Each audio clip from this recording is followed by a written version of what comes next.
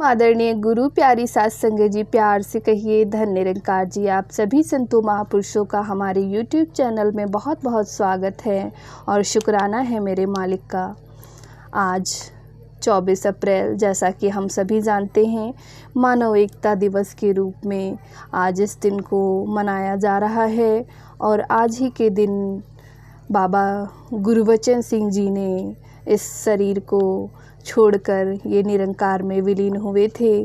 तो मानव एकता क्यों ज़रूरी है, आइए जानते हैं।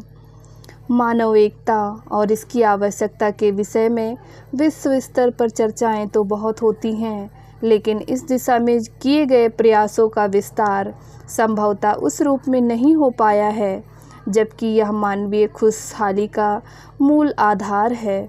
बारिश के आने से जिस प्रकार चारों ओर हरियाली आ जाती है, वैसे ही मानव एकता मानव के मन में खुशी लाती है।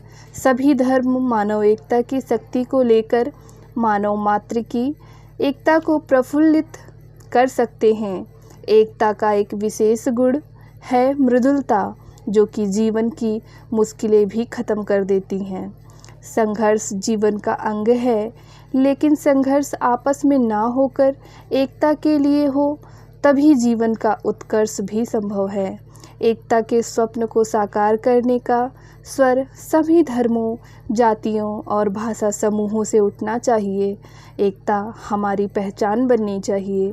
जीवन में आगे बढ़ने के लिए यह बहुत ज़रूरी है। मानव एकता की शुरुआत एक साथ आने से लेकर सफलता की मंजिल पहुंचने तक का है। विविधता में एकता सुंदरता का सार है। विविधता आँखों में खटकनी नहीं चाहिए। यह आदि से रही है और आगे भी रहेगी।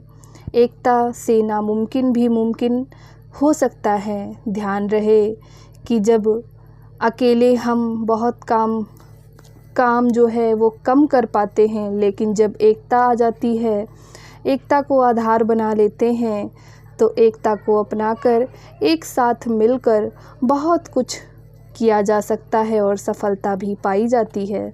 एकता में अटूट शक्ति है। नफ़रत और बिखराव ने तो मानव को पतन के गर्त में ही हमेशा ढकेला है। प्रेम और एकता से भी सब कुछ प्राप्त किया जा सकता है। एकता और टीम वर्क से अद्भुत चीज़ें हासिल की जा सकती हैं। प्रायः जब हम साथ होते हैं तो मतभेद भी संभव है। मतभेद होना स्वाभाविक है, पर मनभेद नहीं होना चाहिए। समर्थन और विरोध विचारों तक रहे, ये व्यक्तियों के बीच तनाव का कारण ना बनने पाए। संतों महात्माओं ने मानवता के लिए जीवन पर्यंत अथक प्रयास किए हैं और जन जन को जोड़ने का कार्य भी किया है। धर्म जोड़ता है, तोड़ता नहीं का उद्घोष भी धर्म की इसी विशेषता को उजागर करने के लिए किया जाता है। धर्म कभी भी हिंसा का कारण बनना नहीं सिखाती। बाबा गुरबचन सिंह जी ने सचेत किया था, मनुष्य का खून किसी भी हालत में नहीं बहना चाहिए। अगर किसी के विचार नहीं मिलते तो शांतिपूर्वक बैठकर उस पर विचार करना चाहिए।